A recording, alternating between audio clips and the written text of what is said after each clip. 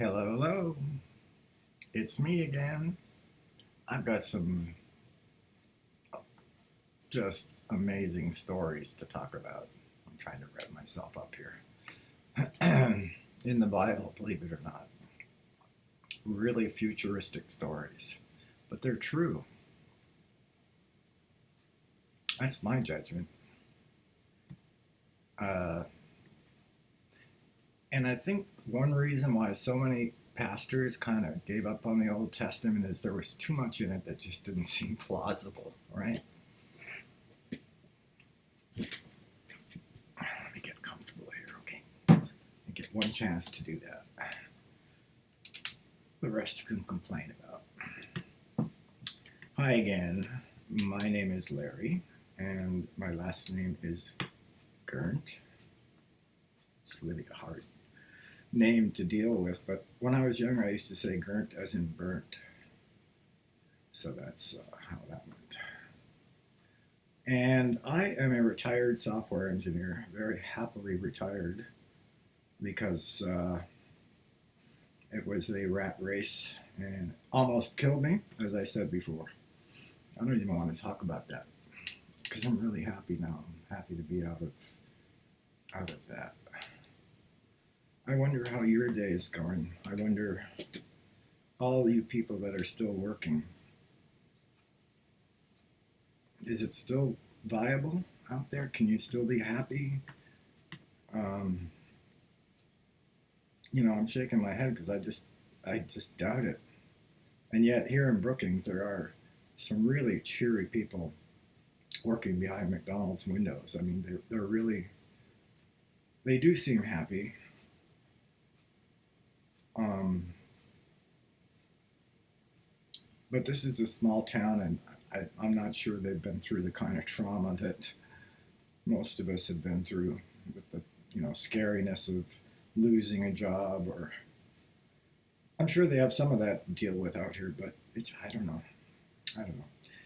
See, I'm speaking to my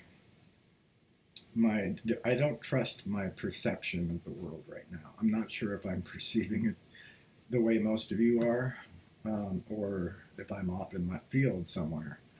But here's what my feelings are, and please leave a comment and or whatever, to tell me whether you agree or what your feelings are, because I kind of feel like I'd like to just say a few things before I get into tonight's fireside story, which I think you'll enjoy.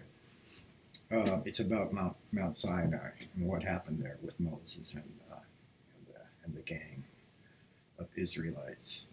Um, so I'm feeling a mixture of feelings. Um,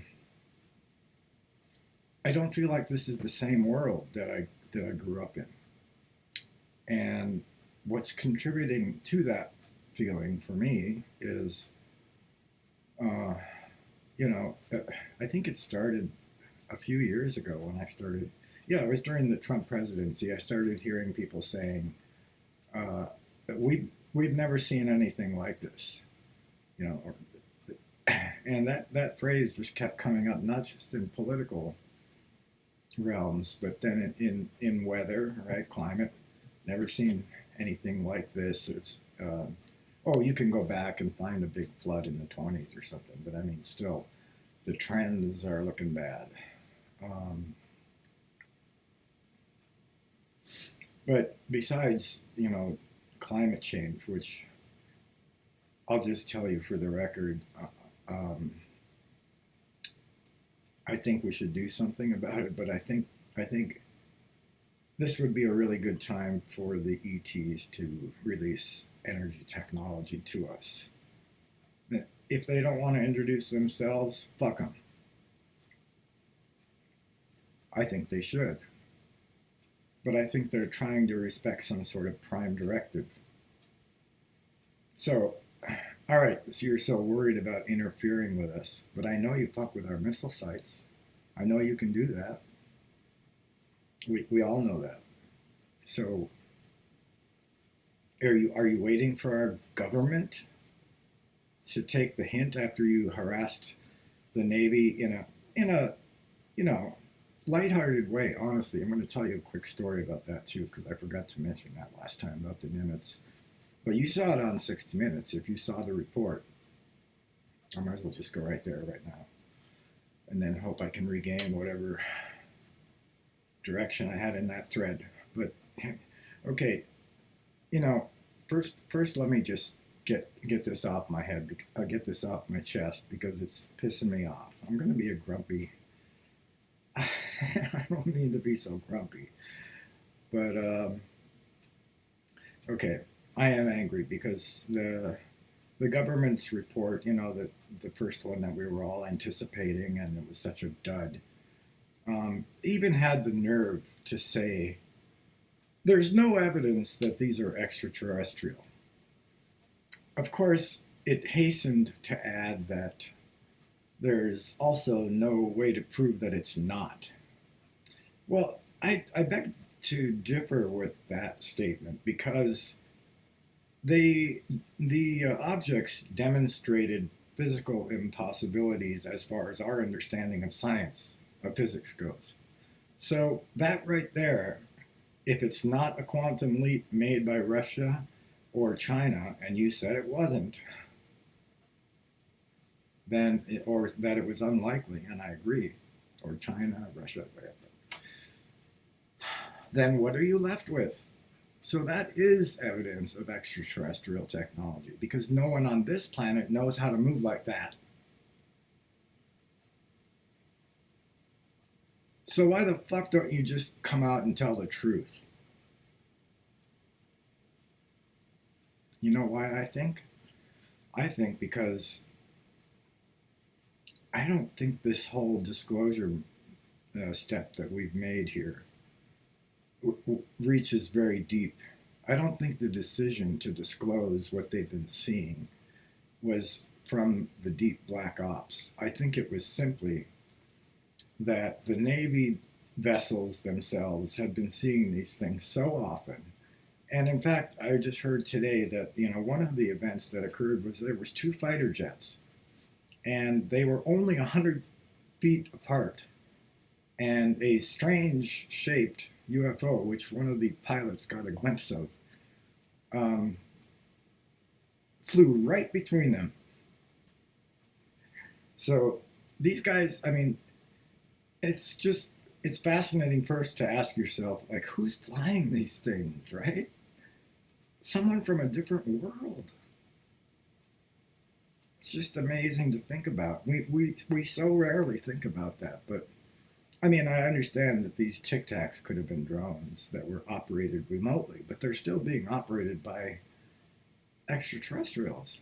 So, and they've been harassing the Navy to try to, uh, you know, disclose something to the public, or we're just going to keep doing this, and it's just going to feel stupid to you to have to keep repressing these things. So, in fact, I think they were the ones that pushed for disclosure of the aliens. So that's good if that's what happened. Or are we just does that happen to be an area of the ocean where there's a base underneath the ocean, and they're just going in and out and not worrying about being seen? Because that's part of the plan, is to be seen. I don't know. Anyway, one of the most one of the stories from the Nimitz that really seems to express an intelligence, right, that we can identify with, is the one that was on 60 Minutes, where you got the female and the male. I forgot their names, but the male was the pilot, and the female was maybe the co-pilot, or she was right there with him.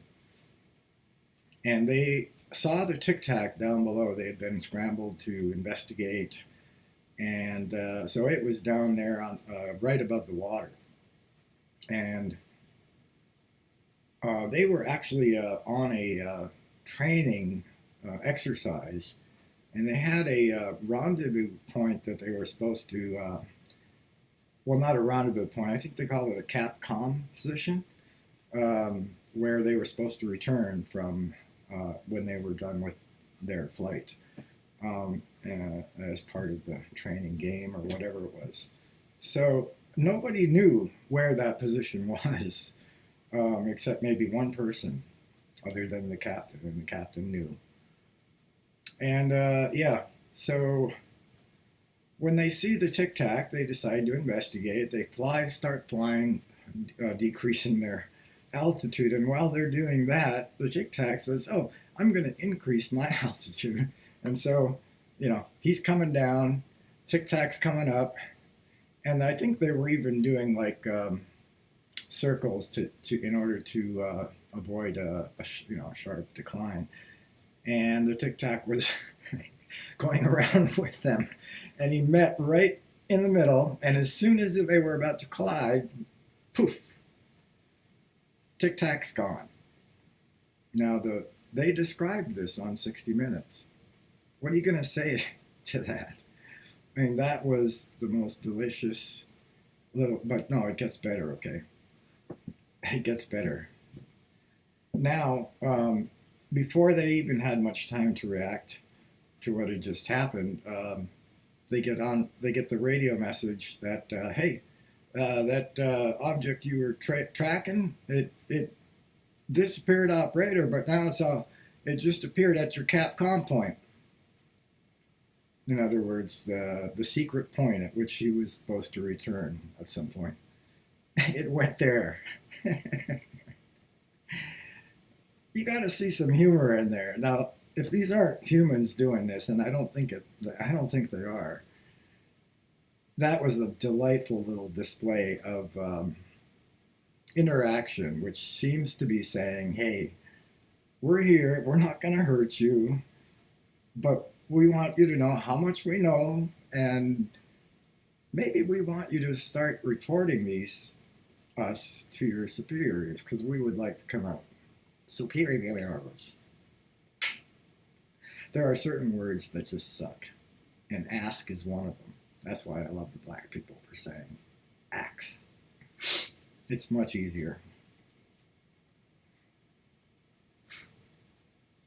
Okay, so that's, I mean, how do you go back from saying it's not Russian, it's not Chinese, but it's performing physical maneuvers that are just impossible? Where does that leave us? Oh, well, I guess it leaves us in the category of other, right? So I can't wait for the next report. That's all I'm going to say. Well, what about the world right now? What about people in the world?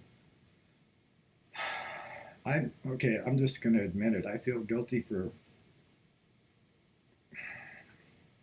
not guilty. I have so much right now. I have my own house for the first time in my life. I saved enough to buy a house when I retired.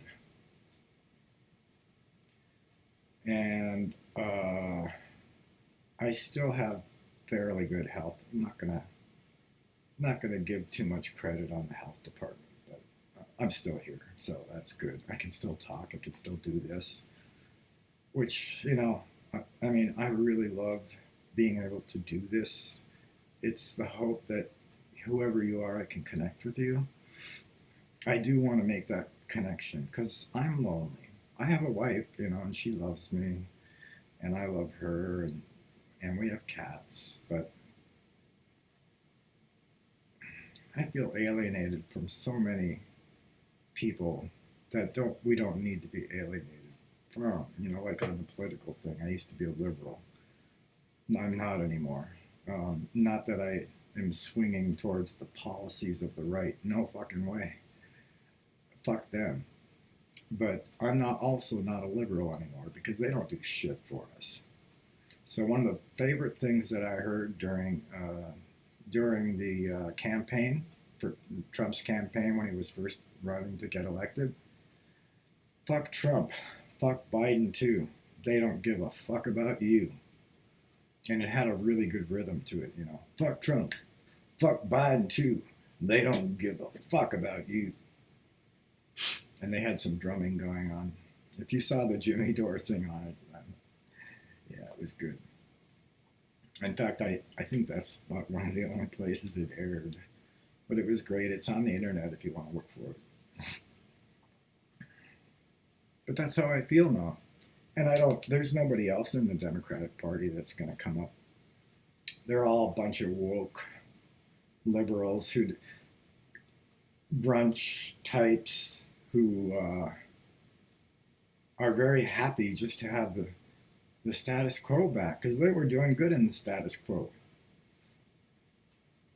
All these TV liberals and leading their flock of well-to-do Americans living on the coast, give them some more red meat about how awful the other side is.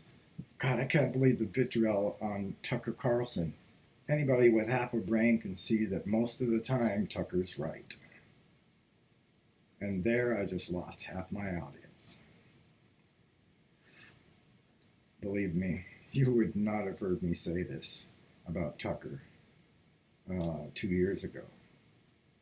Not that I ever hated the guy, I just didn't watch him. He wasn't as bad as like a Rush Limbaugh, that's for sure. But nowadays, believe it or not, I actually like about half the things I see him say. And don't forget, his network, and him in particular, on the UFO subject, he had on all the people that were, and he's a believer. So he's smart enough to believe in it. MSNBC is not even smart enough to know that they're real. They're just too busy hating Trump. Hate Trump, hate Trump. Oh, they might have another chance to hate Trump. He'll run again in 2024. What the fuck have you got to run against him? You didn't like Bernie Sanders. Bernie Sanders was going to do things for people lower than your class, like the real working class. But you didn't like that. No, you didn't like that. Anything but Bernie, right? So you gave us Biden. What the fuck can Biden do for us? I mean, he's okay. Biden deserves credit for what he did in Afghanistan and for taking the heat for it. God bless him for that. But, and, I mean, he's a Democrat, so there are going to be certain things that he and I will agree with, but mostly not. He's willing to just back down on everything. Fucker. We should have had Medicare for all. We should have had that. That's where that takes me back to, the state of America. Like, how long do you think we can keep going on like this? I'm asking my unknown friends now who are still working, how long do you think you can go on? Do you feel okay about going on? If you do, God bless you. If you're feeling worn out and tired like I was, like near death, I didn't really even have any reason to live other than to get through it. Didn't used to be like this, I don't think. But I'm not going to romanticize the past because that's not where we should go. And we shouldn't turn in that direction, I think, in my opinion, to look for solutions. I think we need to move on, forward. And I think that's happening. I mean, I think our awareness is growing. Don't you? It seems like we're becoming more aware of, like, for example, I think a lot of us are becoming more aware of how fucked up it is that we go start these wars all over the world. I think more and more people are waking up to the fact that that's bullshit. And maybe next they'll wake up to the fact that 911 response from Bush was to start a war that never ended. That was bullshit. We didn't need that. And maybe ultimately someday we'll turn that big black half of the pie that we spend on war, appropriately colored black in the pie, will be turned. I'm not going to say green. I'm not. I don't want to spend all our money on climate change. Okay, I want the aliens to come down and give us the solution there. Free energy would do it. Carbon emission would go to zero within, well, just as much as it did during the COVID lockdown. So, okay.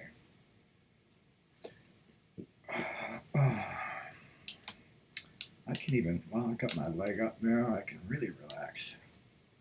Maybe I should take a puff and see what happens. I wonder if I'll be more or less coherent. And I wonder how coherent I am right now. But okay. Oh, yeah, there's still plenty in there. Excuse me.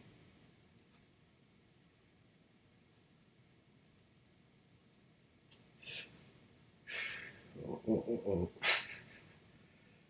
That might have been too big.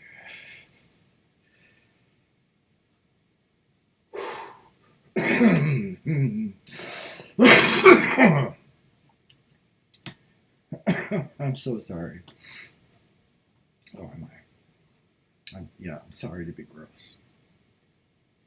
Okay.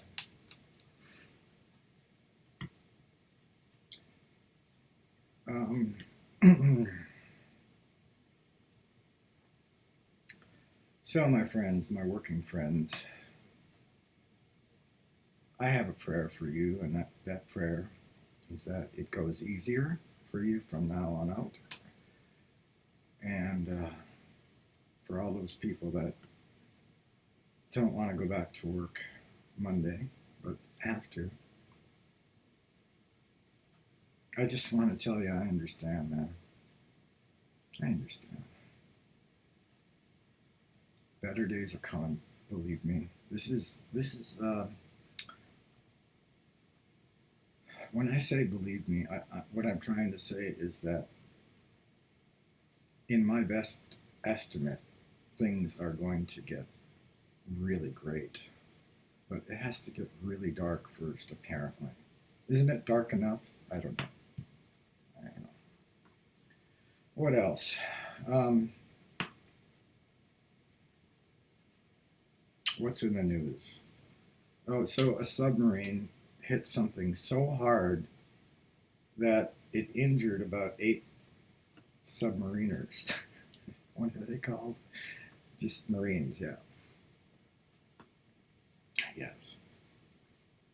Well, what the hell did they hit? And don't they have radar that's. So there's a lot of speculation that it was a submerged USO, but, again, what USO is not going to get out of the way for a submarine? So I don't know what the fuck. There's probably nothing there.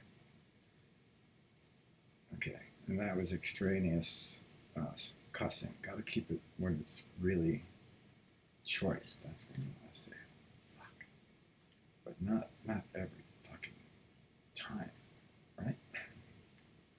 Stop laughing. It's their job to laugh. It's your job to deliver the jokes. You got it? You come to this country, you learn the language. Capiche?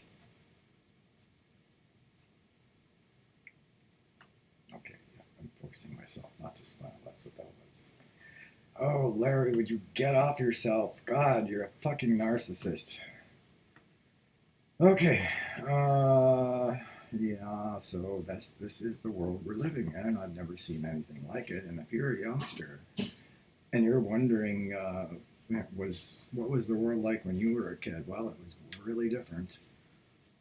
Not any better for morality or anything like that. It wasn't any better. But amongst the people were better. Government wasn't. And it was just a slower time. No, we didn't have internet. We had telephone, landlines, and TV, one-way broadcasting. But now we have this interactive web, and we can, for the first time in our lives, we can all communicate about stuff that we're interested in, and we can share information instead of depending on the one-way broadcast from central casting. And that's what we're doing. We no longer trust stuff. I don't trust the FBI. I don't trust the CIA. I never did trust them. Although there's plenty of really good people working for the CIA. They have no idea. Well, they have some idea, but they don't work in the bad stuff. There's a legitimate layer there. No, there isn't. No, there isn't. That whole fucking agency needs to just die. I don't mean physical death. I mean the agency needs to die. And new jobs need to be found for those people. Because the CIA has done nothing but ensure that this planet remains United States dominated in every possible way. And that bidding is coming from, I don't know where, rich people? Whatever the fuck. The CIA, it's just like the Black Eyed Peas used to say, oh God, I love that first piece they came out with, Where's the Love? And he said,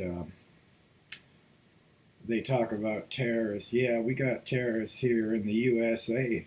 The big CIA, the KKK, and the Crips. I said that wrong. The big CIA, the Crips, and the KKK. But yeah, the big CIA, that's a terrorist. Goddamn right it is. Not in this country necessarily, but they go and terrorize other countries for our behalf. Did you remember voting on it? I missed where we had a chance to okay that. I don't know. I guess I'm out of the loop. Did you miss it too? Yeah, you got me. All right. So before I lose your interest, too late.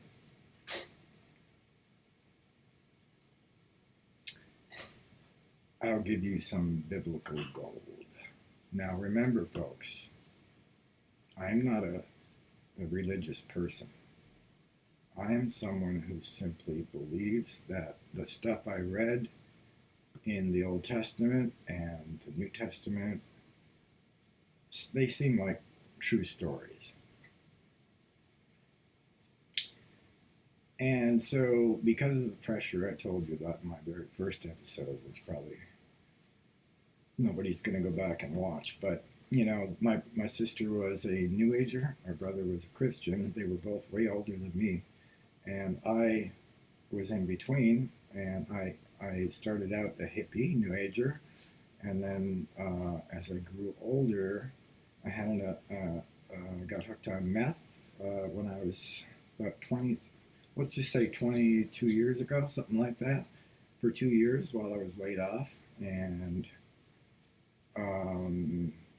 lost everything that I had to my name, my job, my programming job, everything, and spent 2 years hooked on meth, living in a motel room.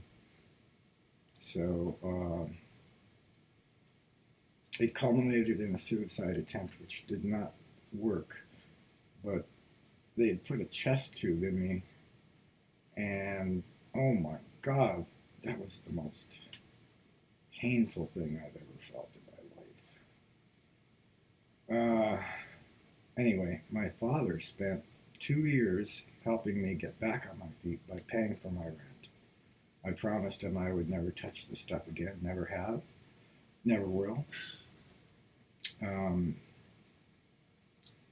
Any of that stuff. I'm on marijuana. That's it.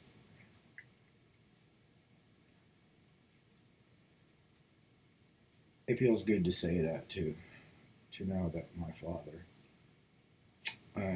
never had to worry about me again after that.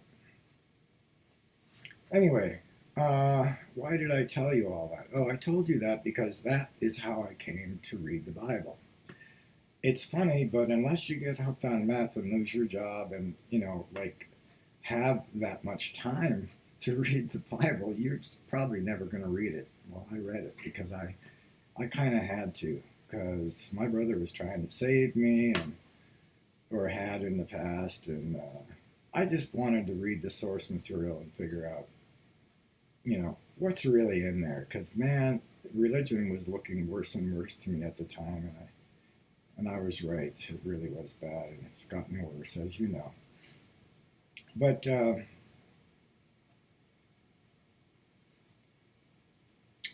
I started reading the Bible while I was in the motel room because there was a Bible there.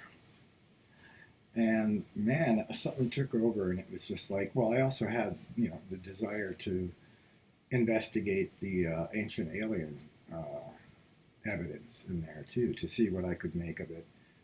But I didn't expect to really find hardly anything, honestly. But I did right away.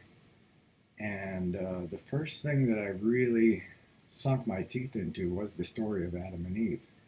And darn if I didn't figure something out that I think nobody else in the world has yet. And that is a weird feeling. It's a good feeling. It's also a little deflating because I've already told the world in I think it's my second video. It's the one about Adam and Eve, Decoded. If you haven't watched it, watch it. Because it is the truth. I'm pretty sure. I mean, I'm really sure the thing I came up with. And although I won't go into the details of it now, I will say that it proves that we were lied to by our caretakers, the Elohim, and but not in a necessarily malicious way. It was not a lie that was meant to harm us, but it was a lie, and I'll tell you which one it was. But I'm not going to go back into the story. But the lie was that they were being punished for for disobeying God. That was the lie. The other lie was that the fruit was poison. That was a lie. So there was two lies told by the good guys. And then the serpent, who was supposed to be the liar, actually I can't find any lying that he did. Exactly. So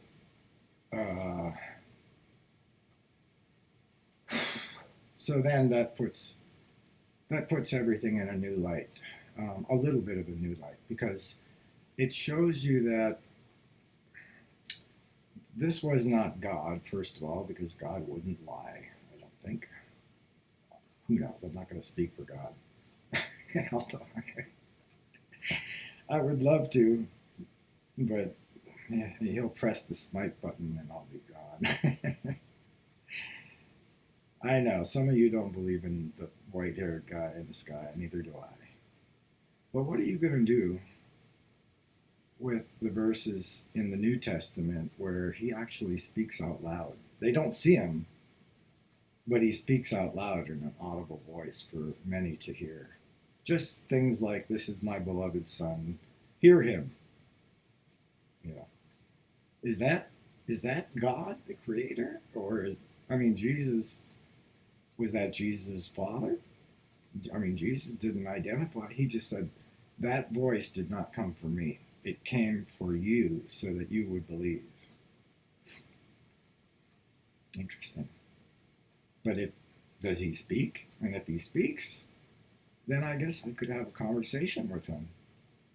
And I would love that. But that doesn't make sense to me. Does it make sense to you? Well, I know. If you're a Christian, you say, "Well, Jesus is God, so yes, you can have a conversation with him." I shouldn't be so mean. I shouldn't be so mean. But that's what they would say. "Well, Jesus is God, you know that, so." Oh, yeah, I forgot. Jesus is God. I guess that's why he kept saying Father, because he's his own father, maybe? Come on. Come on. You don't need to go there. he had the Spirit of God in him, the Spirit of his Father, I mean. And we don't know if his Father was the Creator. I doubt it. But I think his Father was indeed, like he said, a spirit. And maybe God, I just don't know. I just don't. I don't think the Creator would come down and say these little phrases, from a cloud once. He did that from a cloud on the Mount of Transfiguration. Anyway, let's get into our story because there's no hope of salvaging any kind of thread from there. But this is going to be about the Mount Sinai event. All right. And so let me give you a little bit of context. Remember, the Israelites were they had moved into Egypt and spent how many years there? I forget. A couple generations, 400 years maybe, and or something like that. But that's where they really grew in number, and they multiplied so much that there was more of them than there were of Egyptians, almost. And that's how the Pharaoh started. Anyway, so they got kicked out of Egypt, and the Lord, brought them out into the wilderness and destroyed the Egyptian army so that they could get away and all that stuff. So now they're out in the wilderness, right? And they're being led by their God, and he's sending this pillar of light now, which at night looks like a pillar of fire, they called it, and during the day a pillar of cloud. But you have to remember, fire just means light. It doesn't mean flames. So it was a pillar of light, and that light was when the light moved, they would get up and move, and when it stayed stationary, they would make camp there. So there's a lot more to talk about that too, but I'm not here to talk about that right now because there's a lot more to what happened slightly 3 months into their after the Exodus occurred. I'm going to share my screen now.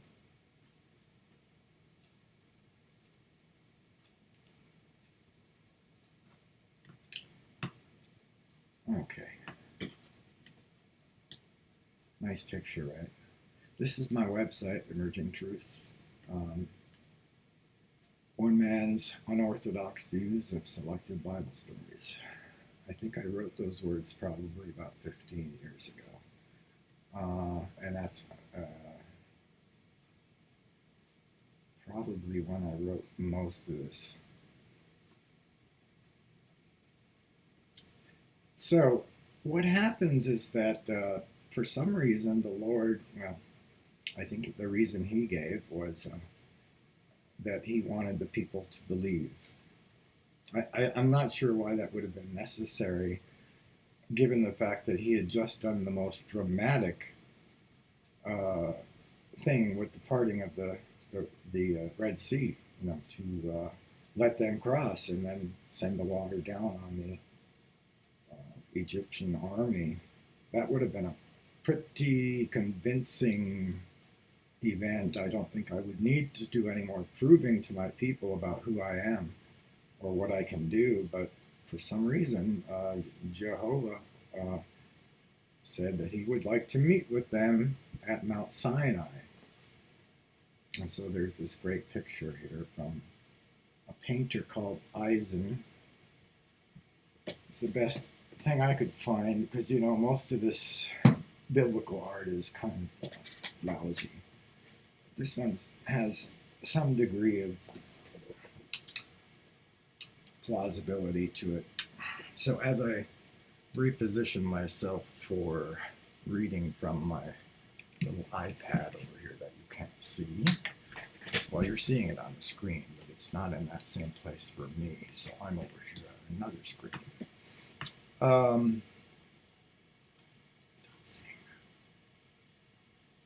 So I called this a meeting with God, or this paragraph, a meeting with God. just going to read it verbatim because it's not too bad. This guy, whoever wrote it, was pretty good. Oh, that was me. That's right. Thank you.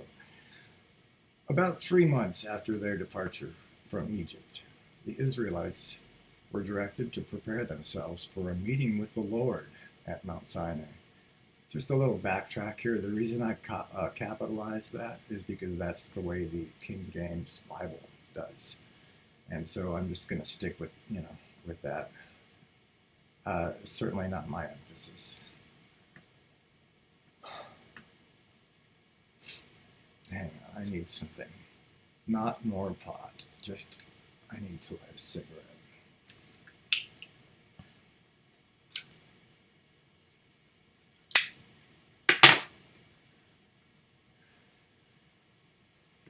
Okay, I'm back.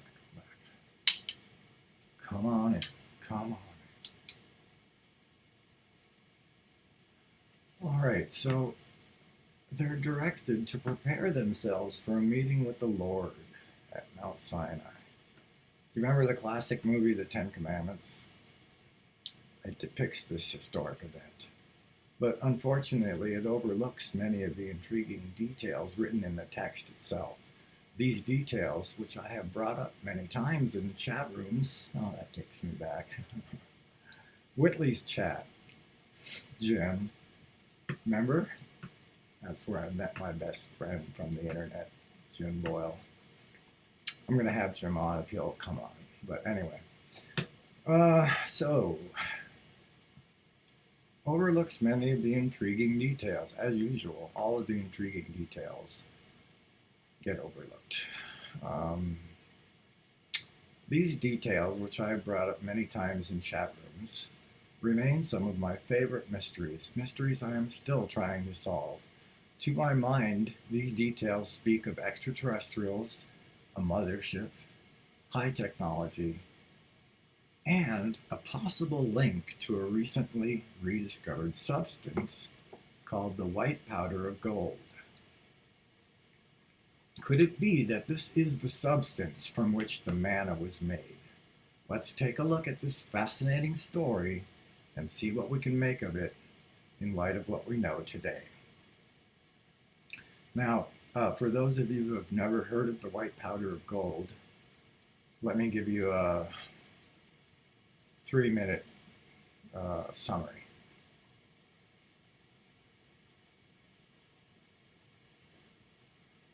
You can look this up. It's, in fact, the guy his name is David Hudson, and he's, just look up David Hudson and find that really long and his most recent YouTube video. It's probably about 2 or 3 hours long. He tells his whole story. He's getting on in age now. I mean, really getting on. But he discovered something. He had been living and farming some volcanic soil. I forgot what state now. But it was rich in volcanic soil.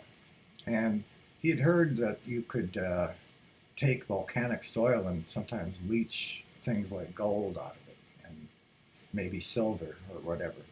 And there was chemical ways of doing that. So he tried to do that himself. And he recovered something, but it didn't look like gold. It looked like a lump of hard powder, like a hard powdered rock. So he brought it to have it analyzed, and they said it's mostly silica.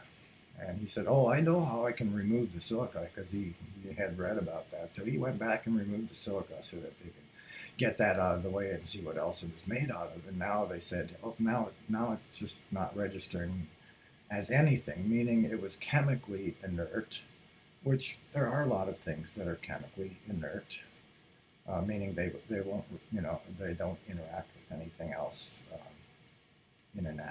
naturally.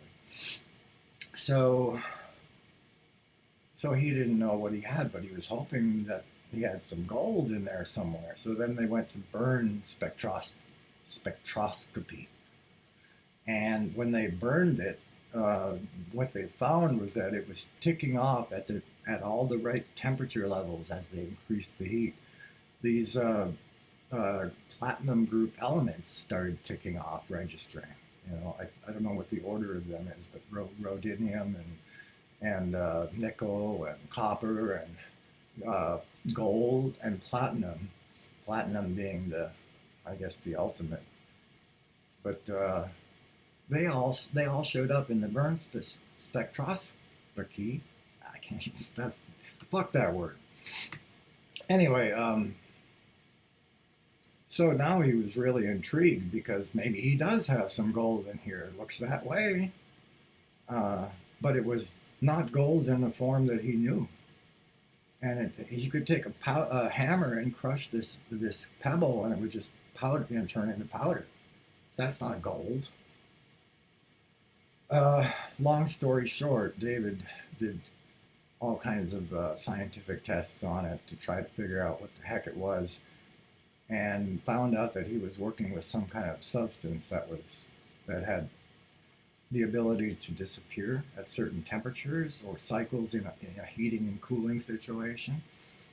And remember that heating and cooling thing, because that's going to come into play here in this story, believe it or not.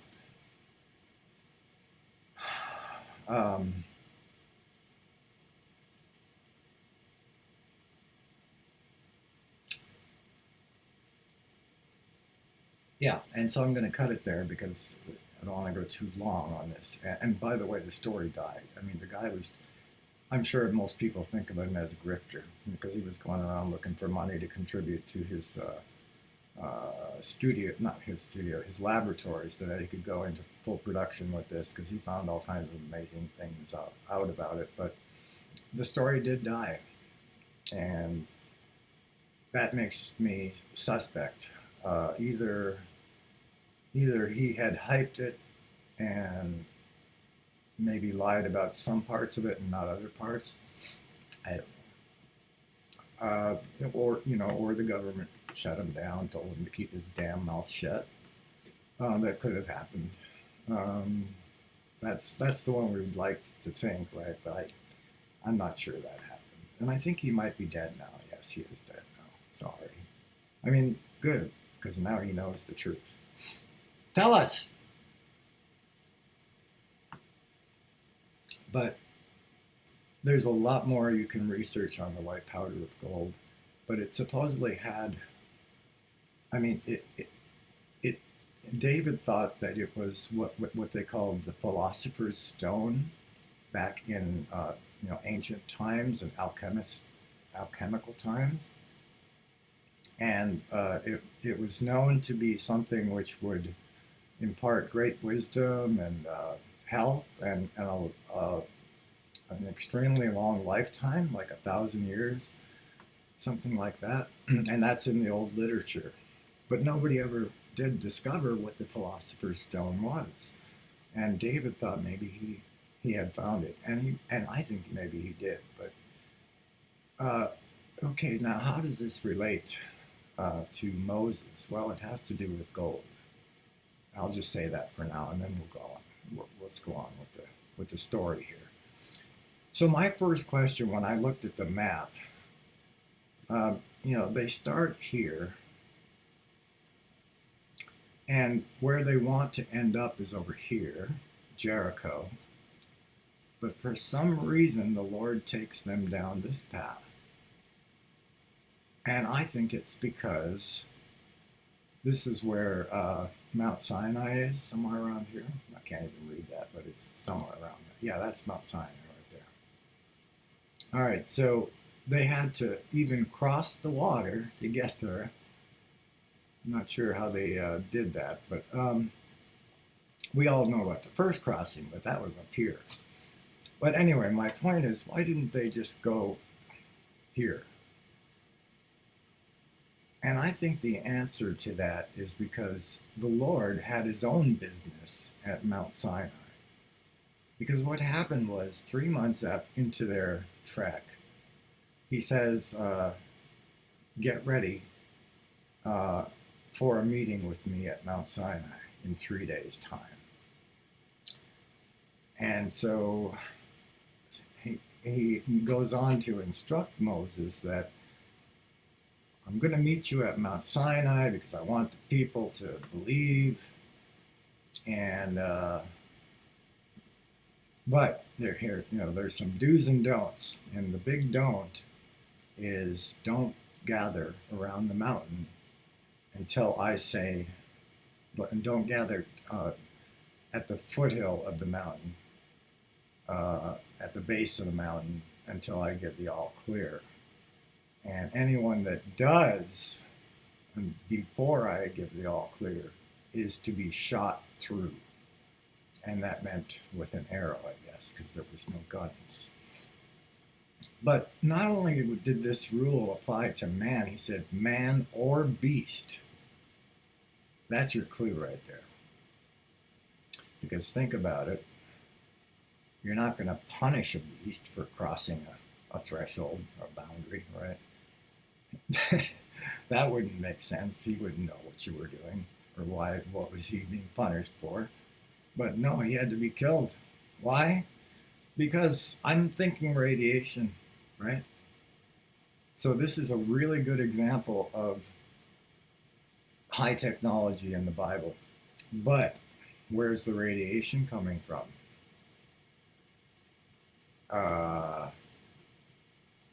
Probably a mothership, I'm going to say. And I think you might agree when you realize that when Moses got there, and they all got there to Mount Sinai, they saw him approaching in a thick cloud. And that thick cloud then made its way over directly above Mount Sinai and kind of lowered itself into a nook, which I think may have been out of sight. The cloud stuck around it, by the way, did not dissipate. And what was described until the all clear came was that the ground, when the Lord came and he was making his landing in his mothership, okay, I'll call it that,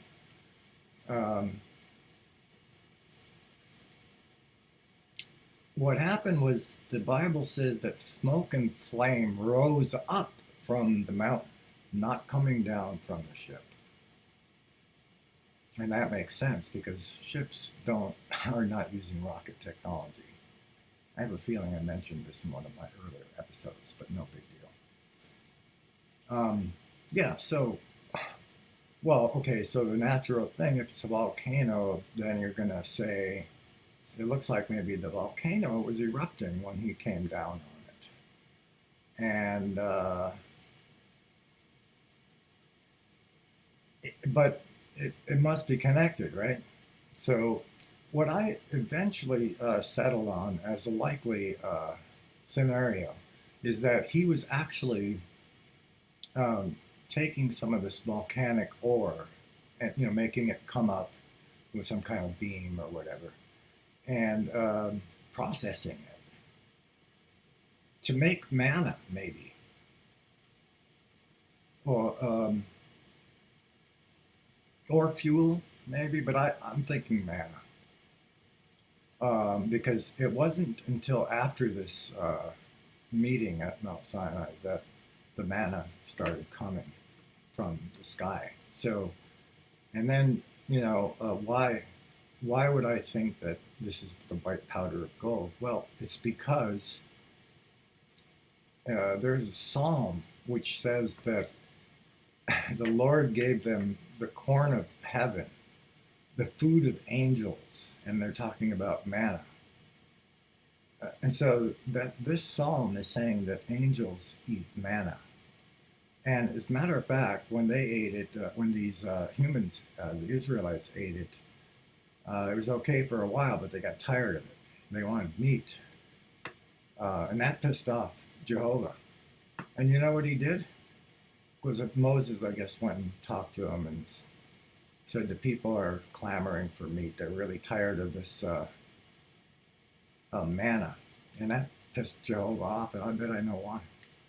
Because I think he was hoping that this manna would make them impart some of the qualities that the philosopher's stone was supposed to impart. Wisdom, maybe telepathy, who knows, you know. Um, but they were rejecting that, so I think that's why he got mad. So you know what he did? He says, "Oh, okay, I'll send them some meat."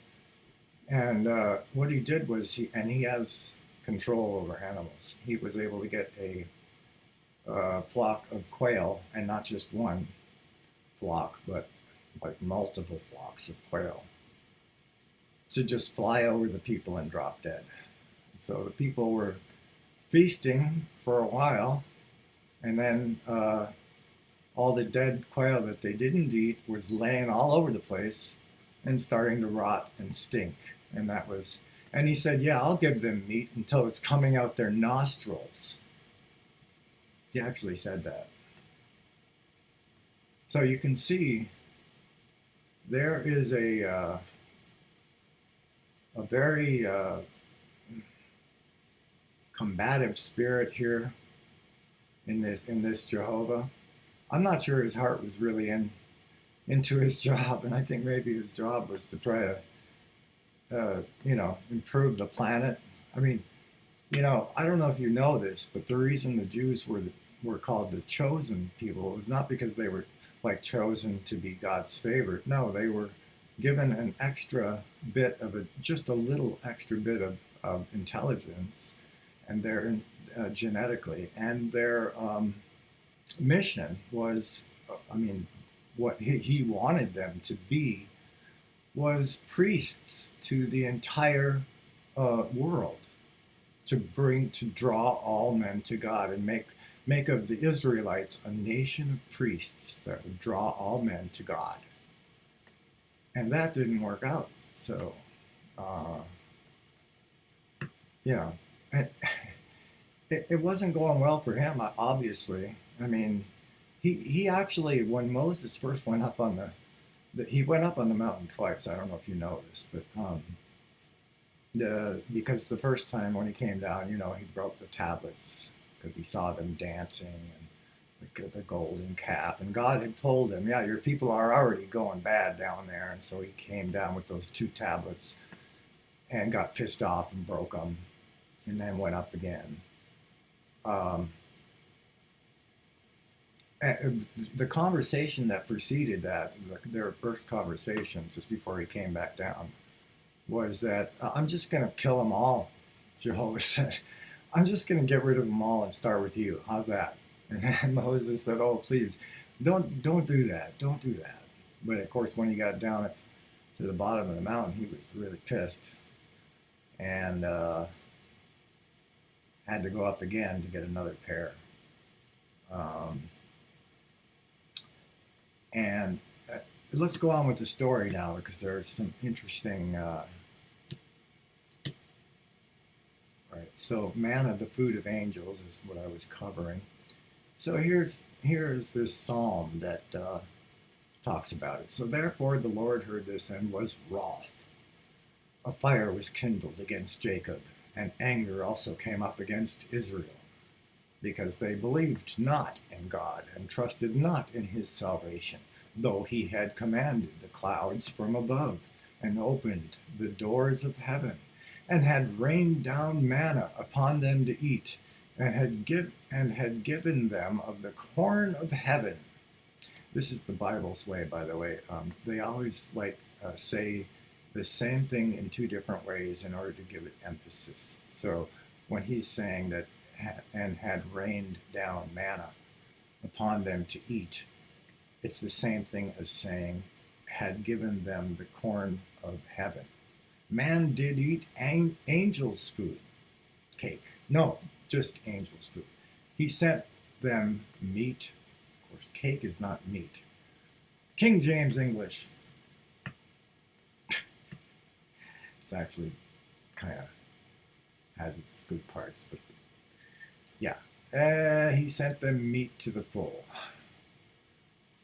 Okay, so that is a very revealing psalm, and this gives you another sense of what the Bible is like. You'll see something like this, and you won't find it anywhere else, and so you don't know, like, what are they talking? How does this person know that? and it's never explained. But I'm going to take it on faith here that manna was angels' food. So, okay, if indeed manna is the food of angels, there may well have been angels on board the ship. The ship. Where am I? Hi. So I'm just saying, let's put that on, put a pin on that and go back to our story. Okay. Exodus 19:2-4. I'm not sure what this says, so I'm going to read it. For they were departed from Rephidim and were come to the desert of Sinai and had pitched in the wilderness. And there Israel camped before the mount. And Moses went up unto God, and the Lord called unto him out of the mountain, saying, Thou shalt say to the house of Jacob, and tell the children of Israel, Ye have seen what I did unto the Egyptians, and how I bare you on eagle's wings, and brought you unto myself. By the way, there's no mention of what the eagle's wings mean here, because there's no, unless maybe he floated them over the water, which possible. But there's no mention of what he means by that. I bear you on eagle's wings. It sounded like he flew them somewhere. But anyway, we'll leave that as it is. Now, therefore, if you will obey my voice indeed, and keep my covenant, then ye shall be a peculiar treasure unto me above all people. For all the earth is mine, and ye shall be unto me a kingdom of priests and an holy nation.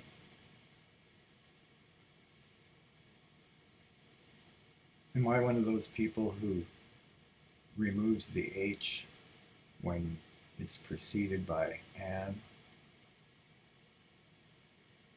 No. So I'm not sure why I did that. But anyway, this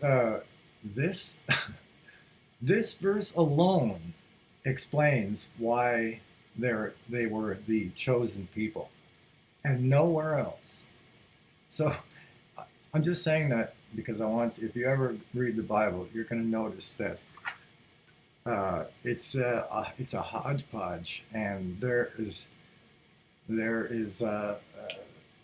some of the most pressing questions that people have today will only be found in one little spot, and many of I would wager to say that if you asked most pastors what happened, what was I going to say? No, forget it. It's not important. Okay.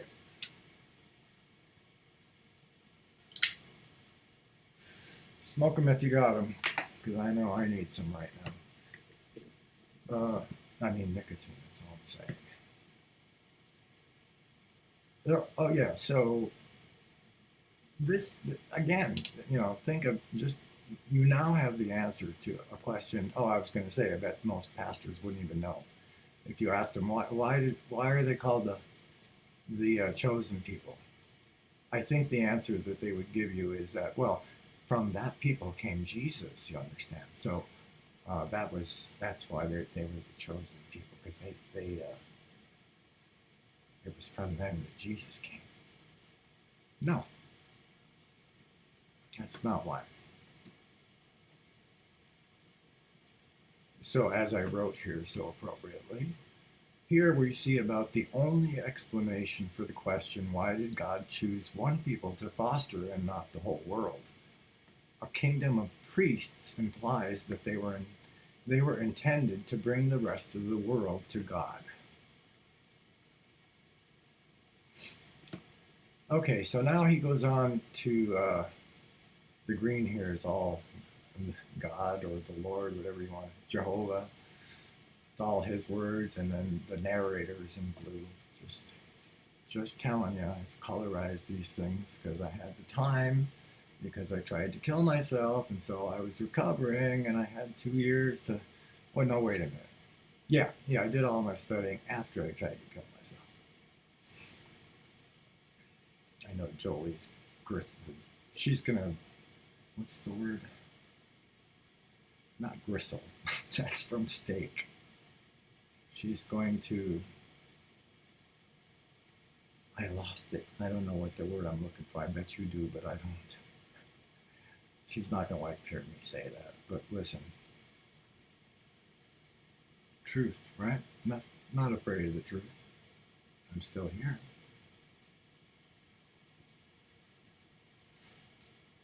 The truth shall set us free, and that's never been more true.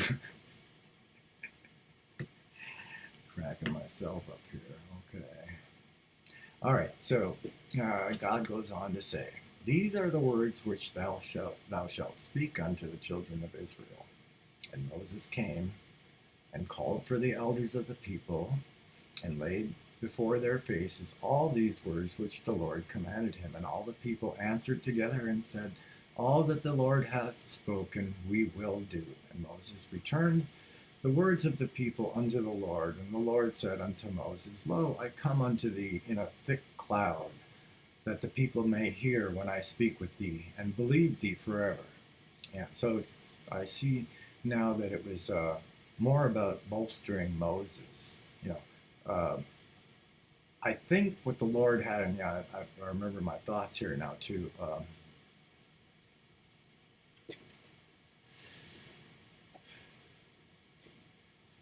I think what he had in mind here was that he was going to pull out from direct.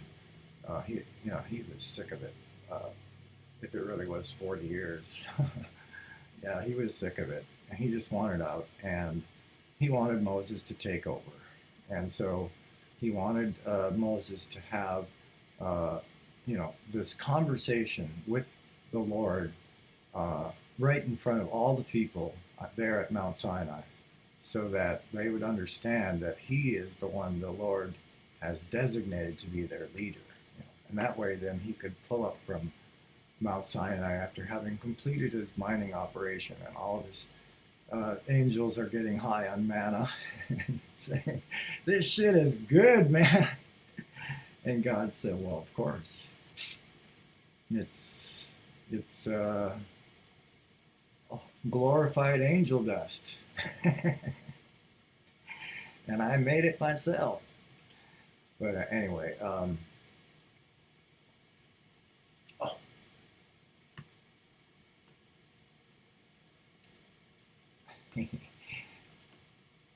try not to read any meaning into that. That was just an automated thing.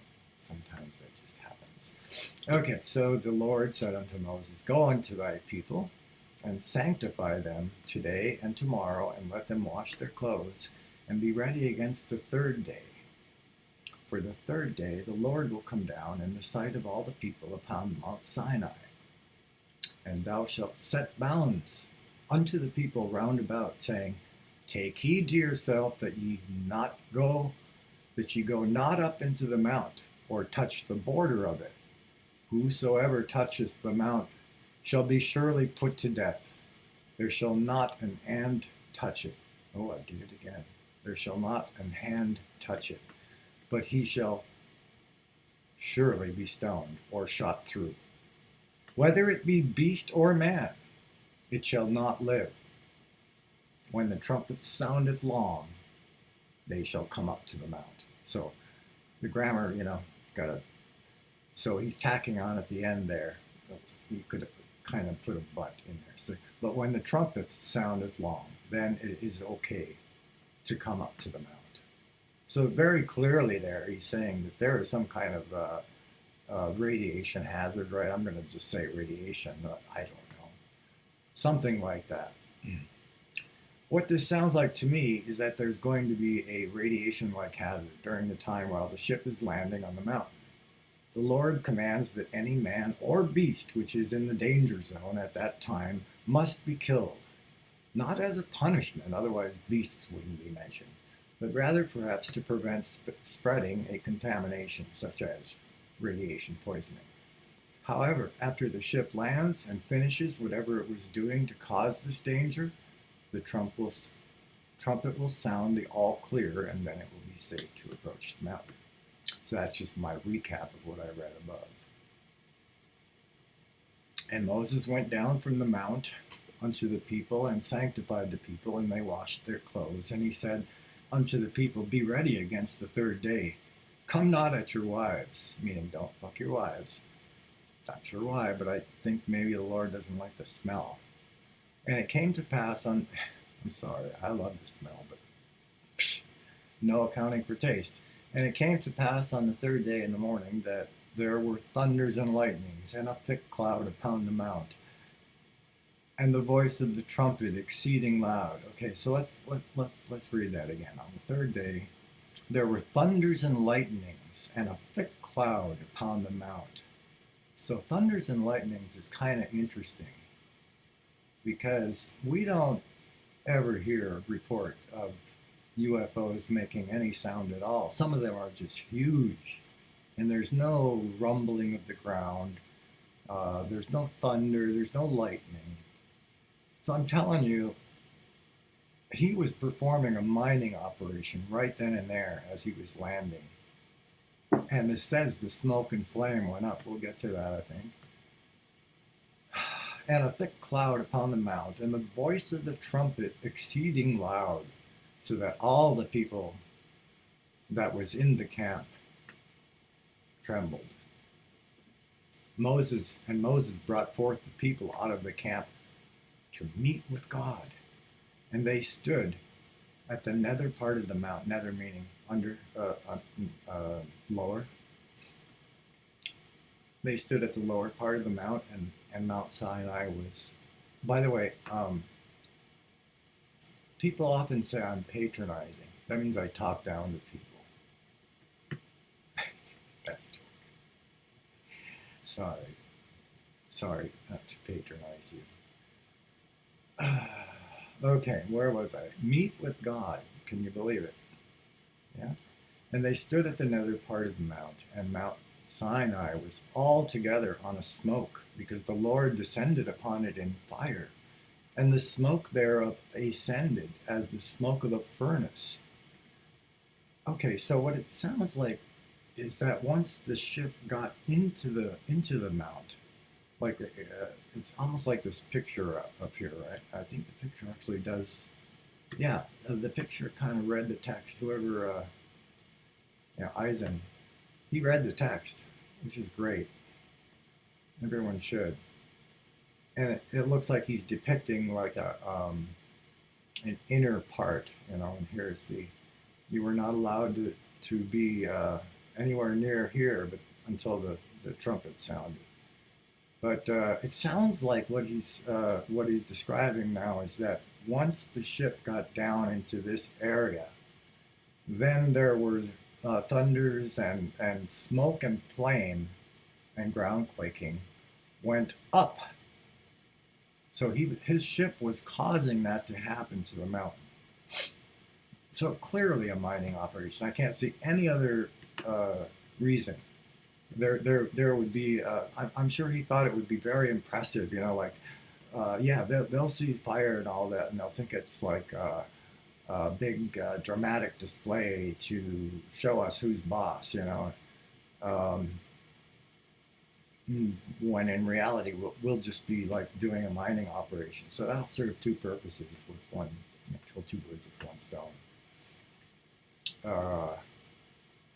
That's what I think. Okay. All right, gotta find my place.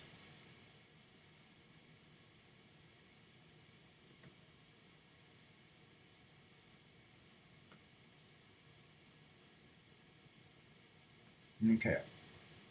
To meet with God, and they stood at the nether part, and Mount Sinai was altogether on a smoke.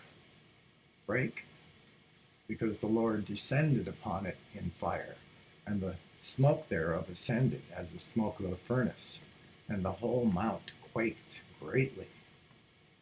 And when the voice of the trumpet sounded long, and waxed louder and louder, Moses spake, And God answered him by a voice. And the Lord came down upon Mount Sinai on the top of the mount, and the Lord called Moses up. This is where the narrator is summarizing the last the last number of sentences. Excuse me. And the Lord came down upon Mount Sinai on the top of the mount, and the Lord called Moses up to the top of the mount, and Moses went up. Okay, while Moses has gone up, let's pause here and ask a few questions. Why did the landing of this ship, which I assume it was, cause all this fire? Now, this is going to be a rehash of what I just gave you off the cuff. And why did the whole mountain quake? Some might assume this was done purely for its theatrical effect, to impress the people. Others might speculate that these were unavoidable effects of the ship's engine as it landed on the mountain. However, from what we've learned today about alien technology, there is no smoke and flame or quaking of the ground involved. The ships are silent. So what I think is at least possible is that this quaking and smoke and flames were the result of a mining operation to get at the volcanic ore inside Mount Sinai and to refine the white powder of gold from the ore and use it as one of the ingredients to make the manna. At this point, what I'm suggesting probably sounds implausible, but there is more later in this story, which helps make the theory a little more plausible. Hint, it has to do with what Moses did with the golden calf. But we're getting ahead of ourselves. How long have I been on? Too long? 1 hour and 16 minutes. I don't know if I should make long videos like this or make them shorter. Take all the rambling I do in the beginning and put that in a separate video, but that just seems self-indulgent. I'd rather disguise my self-indulgence as part of my presentation.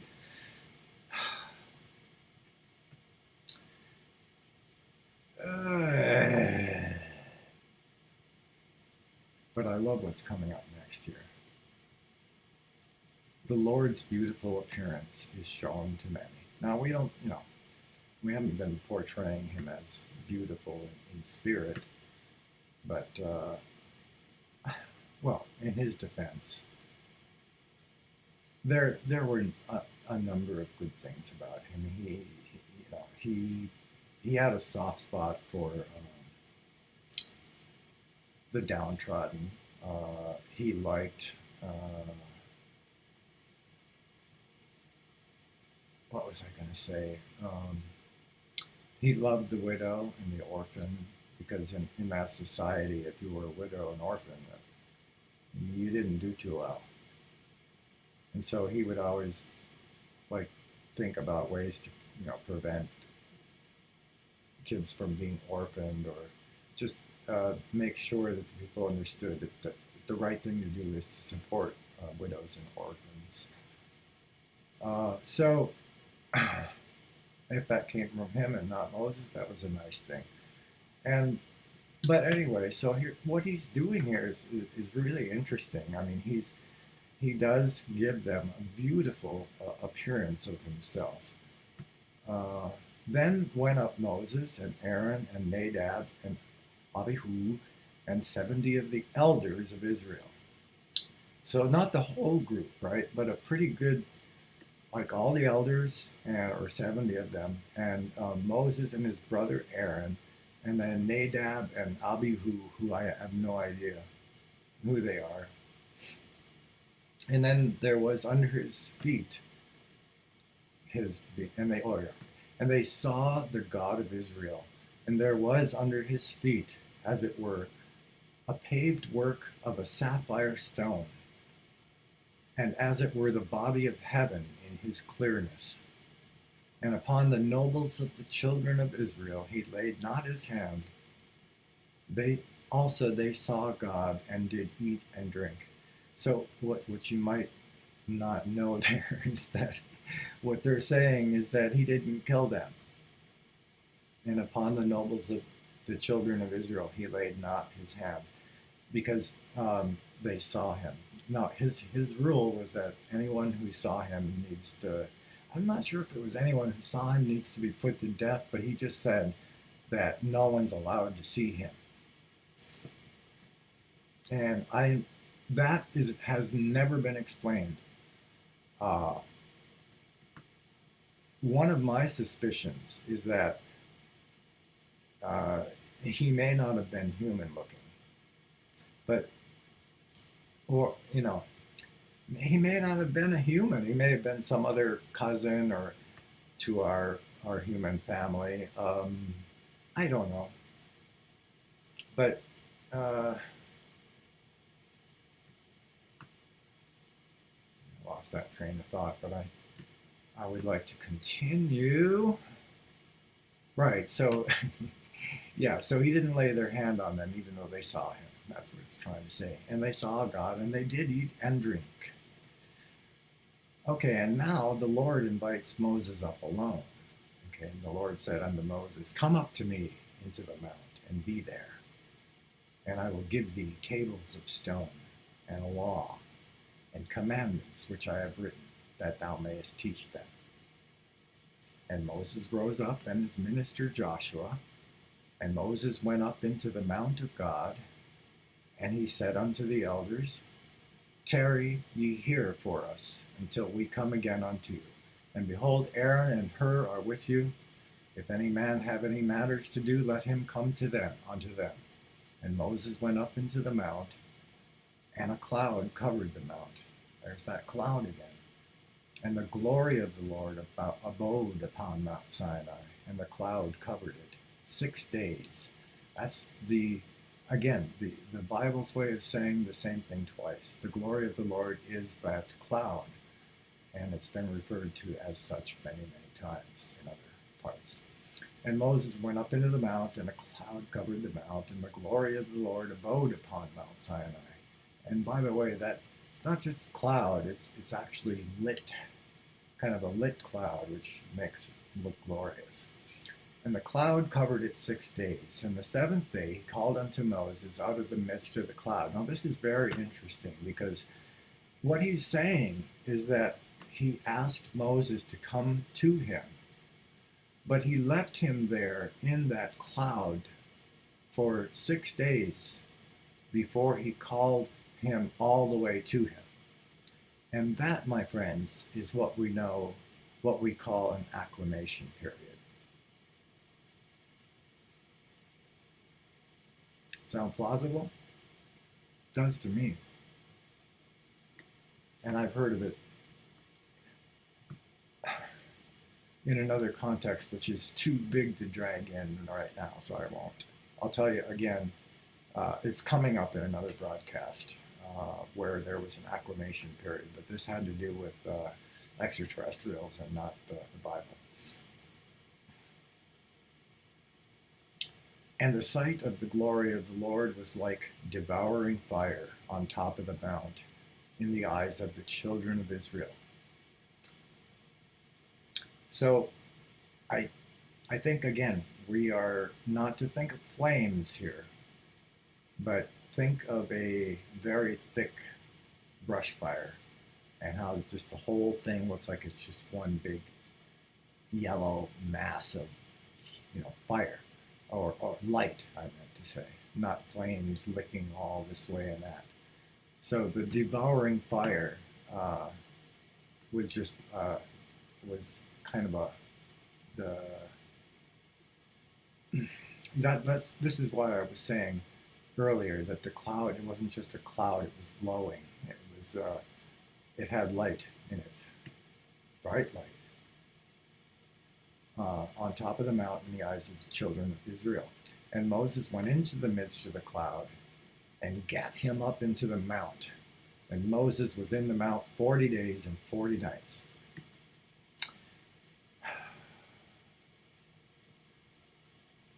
Time for a puff. Got to get through this.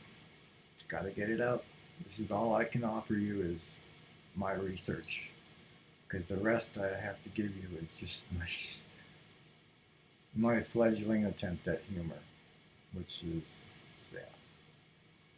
I wish I was funny, but I'm more of a laugher. Everybody cracks me up when they're good. I can't crack anybody up. Except when I imitate my mom. You want to hear that as a break? Okay, so you never even heard people don't even need to hear my mom to know it was funny, but like, the phone rings, hello? Yes, just a minute, please. Bob!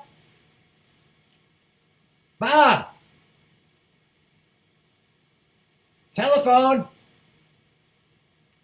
That's it. Okay, back to the story here. Oh, I didn't take my pup yet. Now you can take your pup with me if you're a smoker, or just say a little prayer against me if you're not.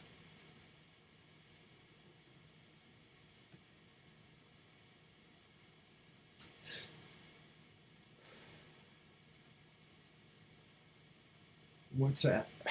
What's that? I heard somebody say they're not sure. They're not sure if this guy's serious.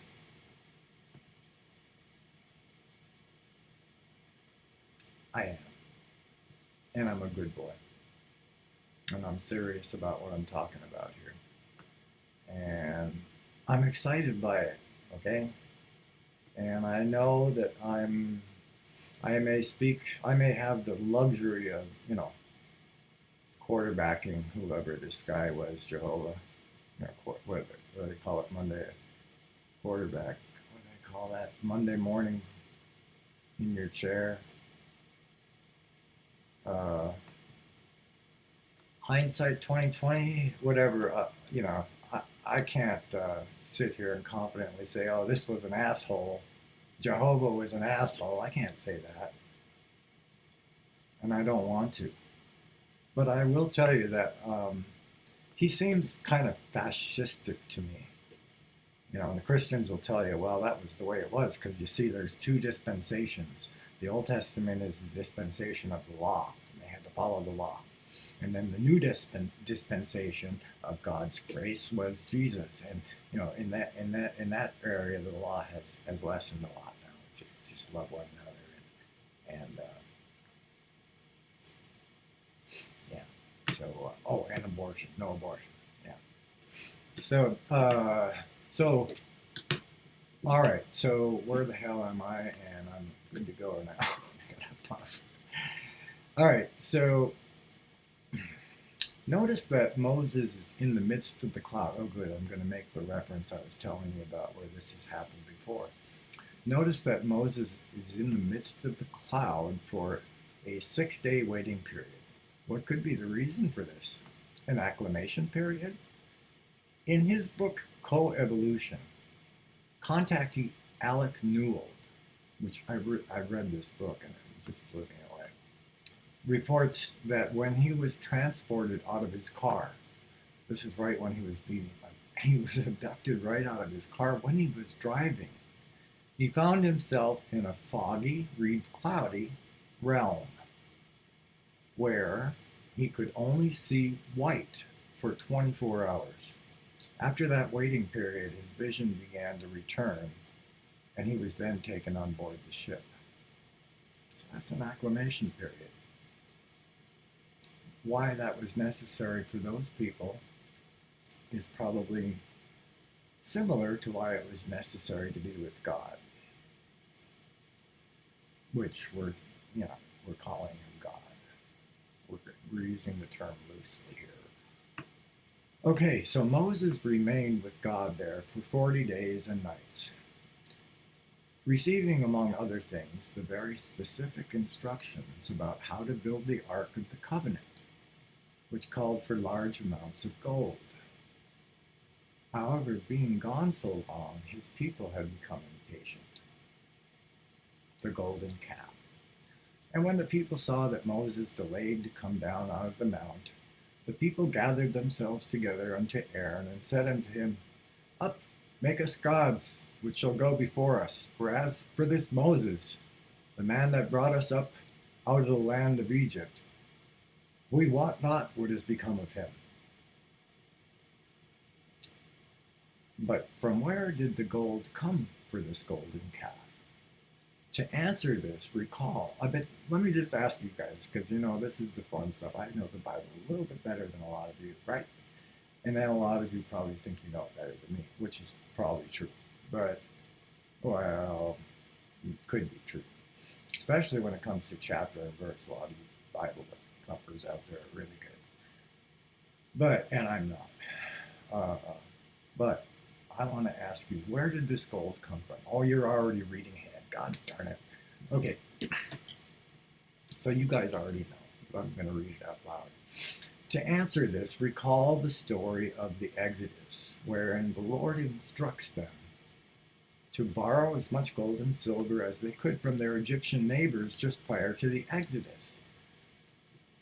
Exodus 11:2. Speak now in the ears of the people, says God, and let every man borrow of his neighbor and every woman of her neighbor jewels of silver and jewels of gold. Well, this is interesting because it would appear that the Lord had designs for this gold, namely to make the Ark of the Covenant, which would happen later.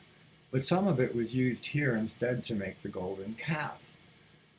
When the Lord saw it, he told Moses to go down now and that he was going to smite them all, except Moses, and start fresh with Moses. Really happened, folks. And Moses talks him out of it and goes down from the mount. What happens next is truly perplexing unless we consider the white powder of gold again. Here's where it gets really weird, folks.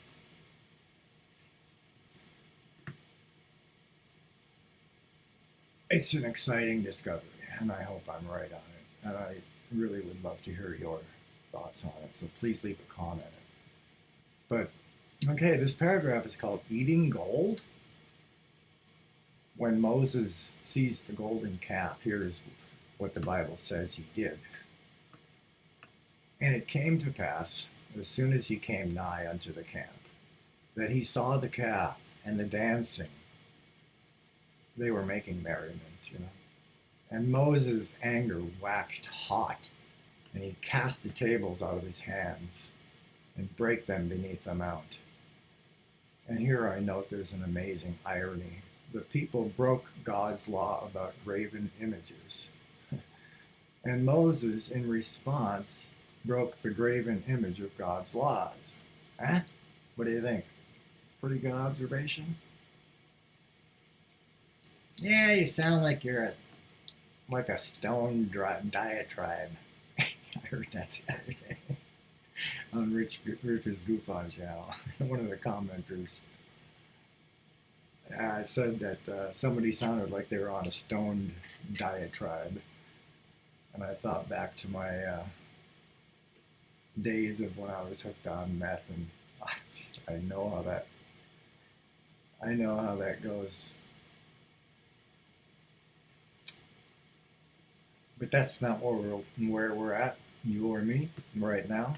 We're at some really interesting stuff. We're in the Bible, and we're looking at things that are high technology. The things that we just had to attribute to God can do anything, right? And now we're starting to see that, oh gosh, this was an extraterrestrial doing this, and he didn't want his face to be seen, which is very interesting to me. Anyway, so let's continue reading here. Poor Moses, who had hoped his people missed him, returns to find everybody singing and dancing as if they don't miss him a bit. Because remember, they went up to Aaron and said, hey, make us gods to go before us because we don't know what happened to Moses. So, Aaron actually acquiesced and let them melt their gold down and make their golden calf, which I have no idea what they expected that to do for them. But, yeah, that's a mystery too. And it's not just me, nobody knows. He must have been truly angry to toss the beautifully engraved tablets, the crowning glory of his visit with God, against the rocks, breaking them to bits. But what happens next is truly intriguing. And he took the calf which they had made and burnt it in the fire and ground it to powder and strawed it upon the water and made the children of Israel drink of it. Okay, first of all, that doesn't make sense because if you burn a golden calf in the fire, the most you're going to get is melted gold, but it's not going to burn. So, how do you grind it to a powder if it's gold? You don't. You can't. I mean, you could take a file and ground it to a powder, but why would you burn it in the fire? Makes no sense, right? And then you take this gold, whatever you've done to it, powderized it or not. If you throw it upon the water, like he's talking about, like a little pool of drinking water, if it was gold, it would just sink to the bottom, and that's it. So it wasn't gold, was it? But they said he made it from the calf and burnt it in the fire and ground it to a powder. Okay, this is another really good discovery. And I think I made this discovery myself. Oh, I may not have. I may have been tipped on this one. It doesn't matter.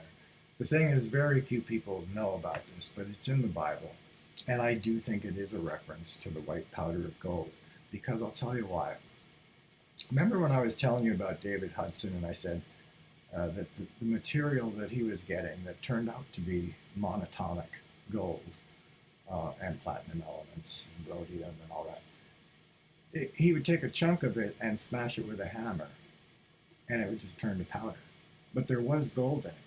But this gold was in what they call a monoatomic or monatomic state, and a state of high spin. These are technical terms which really refer to the fact that when gold is in this form, it is monoatomic. When gold is in this form, it becomes, first of all, a room temperature superconductor. And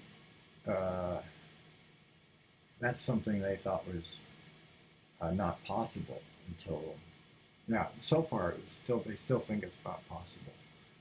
But I just saw a paper about recently where room temperature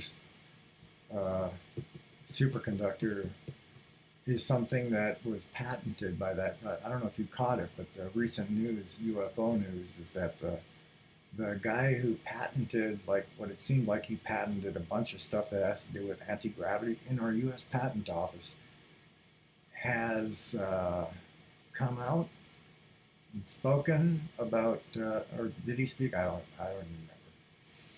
I'm gonna look more into that, but if you look at how the alchemists said that they made this stuff, what they said they did was they took gold and they put it in a bath of some kind of herbs, and then they would heat it up and cool it down, and heat it up and cool it down, heat it up and cool it down. Do this like hundreds of times, and eventually all the bonds between the gold atoms in the substance were broken.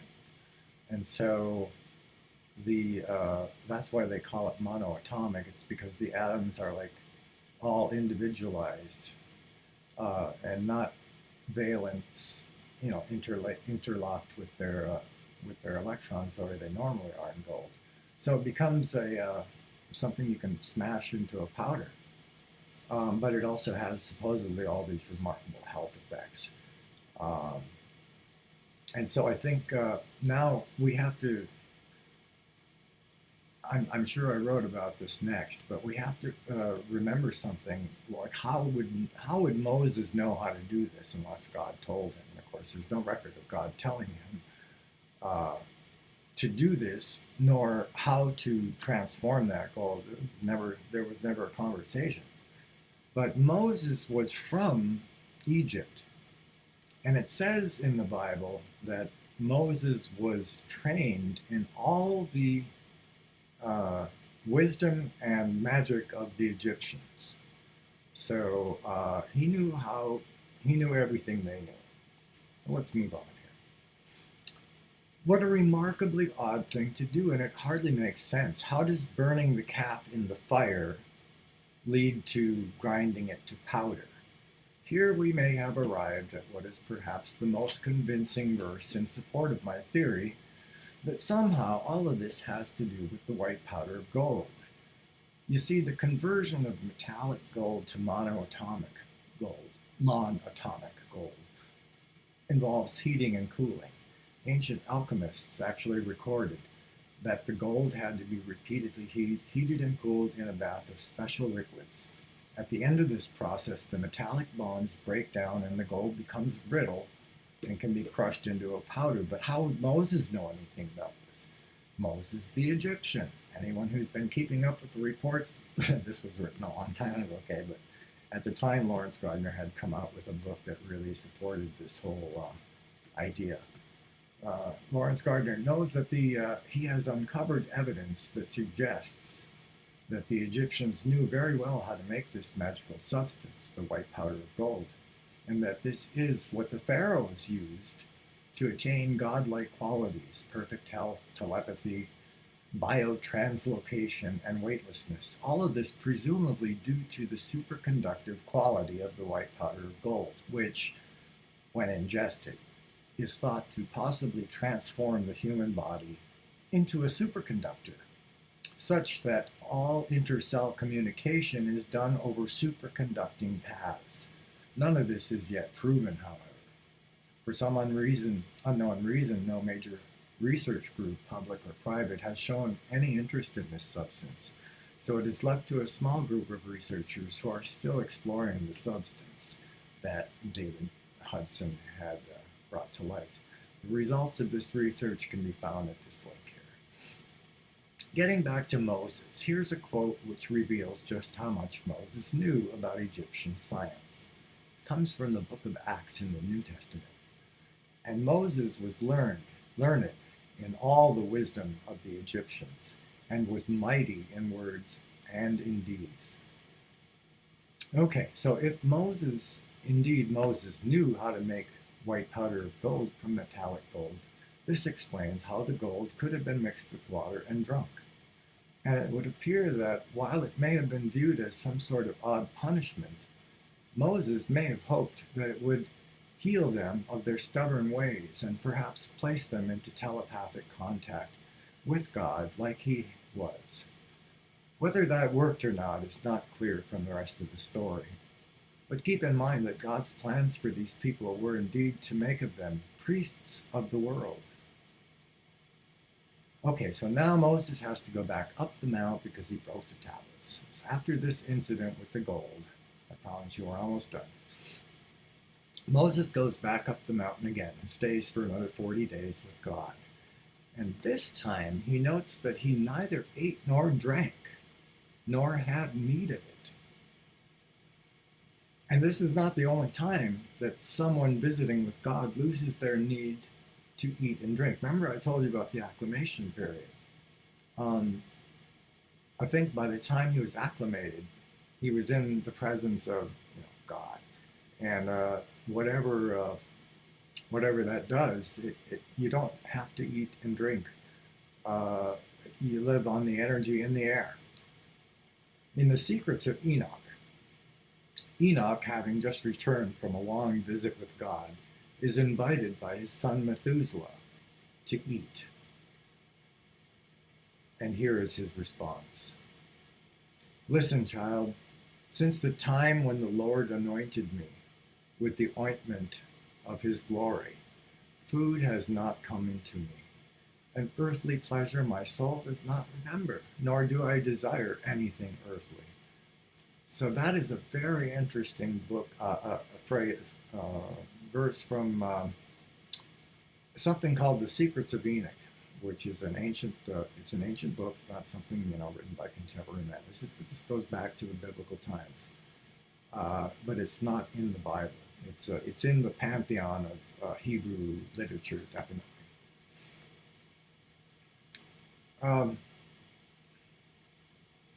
So yeah, just to drive home that point, there is a state that we can be in, even in this fleshly body, where we don't need food and even water, possibly. Yeah, I think he said, food has not come into me. Okay, yeah, no food. And earthly pleasure my soul does not remember. He, again, the Bible way of saying the same thing twice, I think, here. Earthly pleasure being eating. Nor do I desire anything earthly, even other things beside eating. So I love that. If you ever wondered to yourself, well, how in the world could the lion ever lay down with the lamb? Simple. If he's not hungry, he's not going to go kill the lamb. He's going to lay down with it and take a nap. That's beautiful, isn't it? All right. So Moses, now here we can get into the glowing of the face. This is another great thing. Now, of course, in today's world, everybody says it was radiation, if they believe it at all, right? If they even look into any of this. But when he's coming down the mountain, and he doesn't, this is his second trip, and he's also didn't eat anything. He was just in the presence of God, and he's got this glow on his face. He's glowing. It's like he's pregnant or something. And no, I mean, seriously, his face is glowing, but he doesn't know it. Back to reading. Rounding out this bizarre story of Moses and his meeting with God is the business with his face. Upon his return down from his second visit with God, Moses' face was now literally glowing light. And although he didn't realize this himself until they told him, it was glowing so much that he began to wear a veil over his face to avoid scaring his people. And the Lord said unto Moses, Write thou these words, for after the tenor of these words I have made a covenant with thee and with Israel. And he was there with the Lord 40 days, 40 nights. He did neither eat bread nor drink water, and he wrote upon the tables the words of the covenant, the 10 Commandments. And it came to pass when Moses came down from Mount Sinai with the 2 tables of testimony in Moses' hand, when he came down from the mount, that Moses did not know, he wist not, that the skin of his face shone while he talked with him. And when Aaron and all the children of Israel saw Moses, behold, the skin of his face shone, and they were afraid to come near him.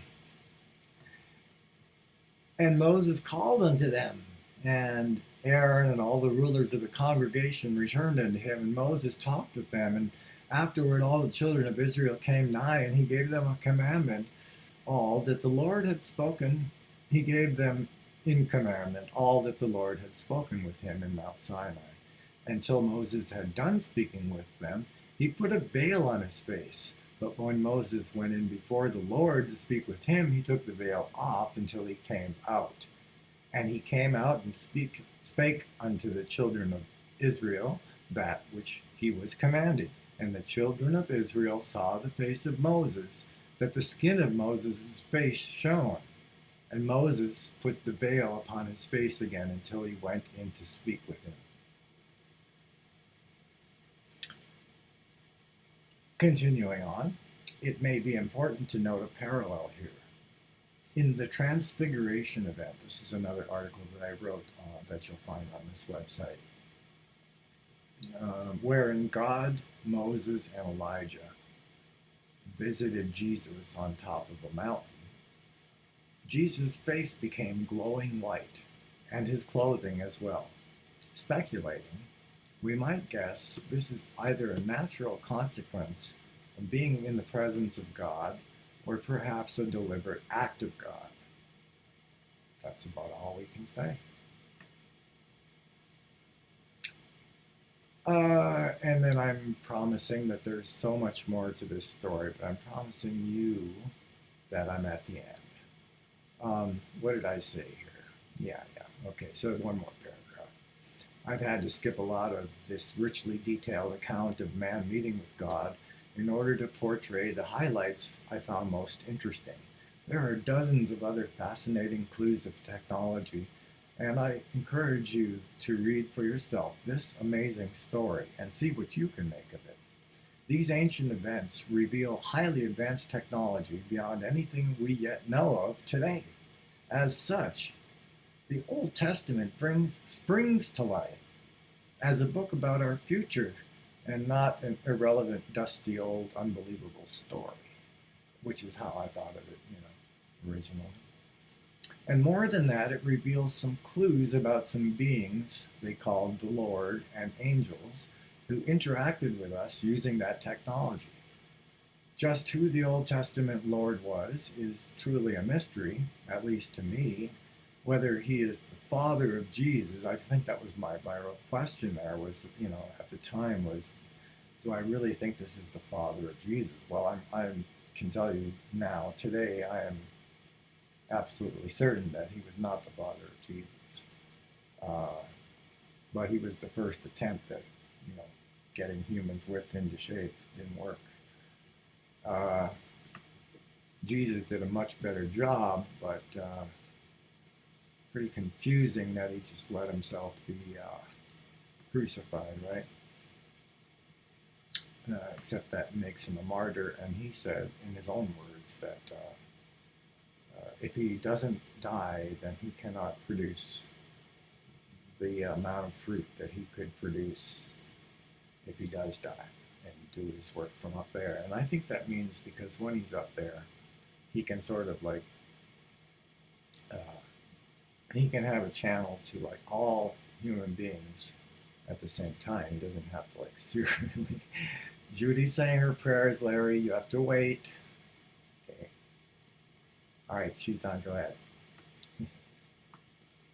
So that's my thought, is that because he did say he could be a lot more productive from heaven. But anyway, both of these figures, Old and New Testament, Jehovah and Jesus, were clearly an attempt to try to make man a good race. But I think the Old Testament God really failed badly in that. He set some really bad examples, that, in my opinion, whereas Jesus did no such thing.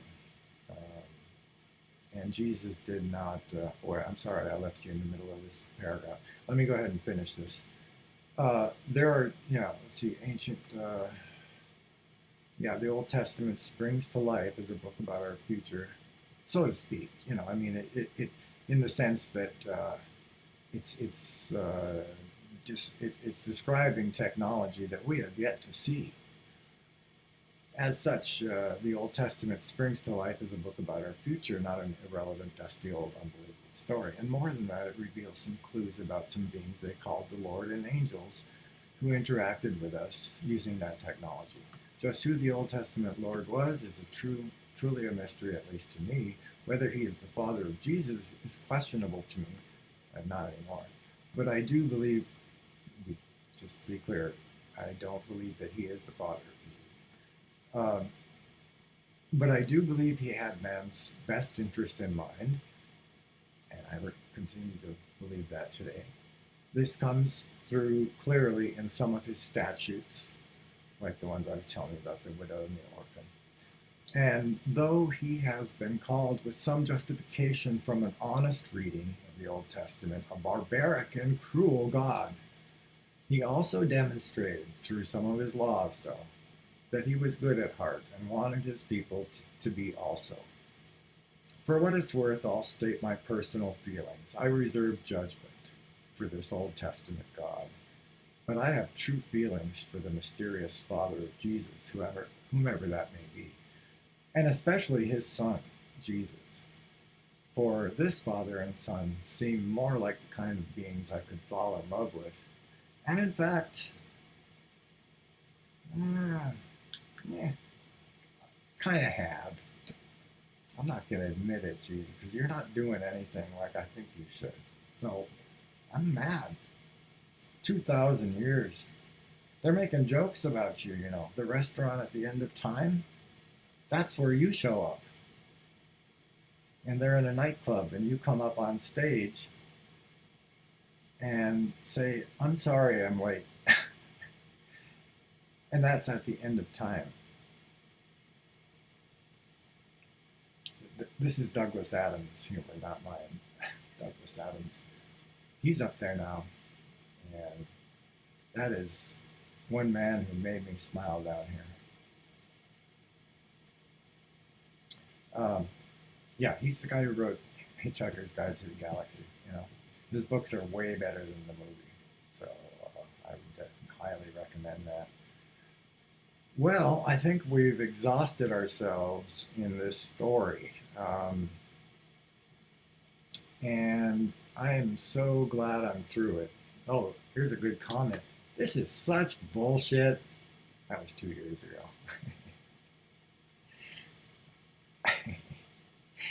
Yeah, well, believe me, I've gotten better comments than that.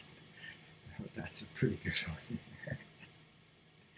I'm laughing not because I'm with him, but because yeah, I think what he's saying is just yeah, he never understood the original version, but he's not going to accept this as an explanation. No way. But me, that's where I'm at. I hope you found this presentation. There you are. You're up there. I hope you found this presentation fun and informative. And I'll say one thing before I sign off. You know, anybody who watches this, I'm grateful to have you watch it because it's such an honor to be able to just, you know, put out what I think is worth maybe looking into and have someone really pick up on that and say, okay, scratch all that. What I'm really saying is I need some validation. So if you have any for me, I would love it.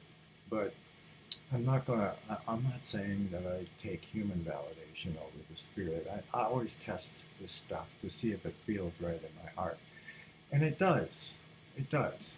So I'm pretty sure I'm figuring a few things out here.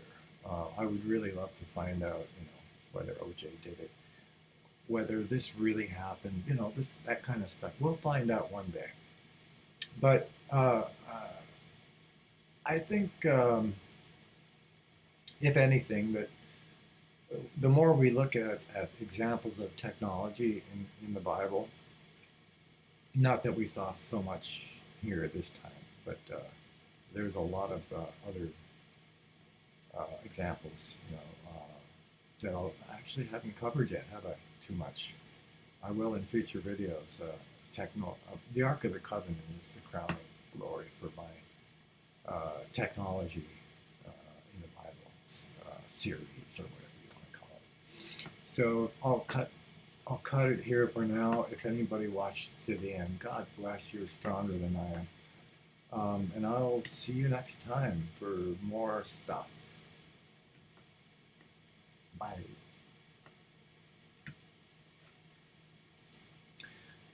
Okay, I lost my ground exit already. Where's the finish button? There it is.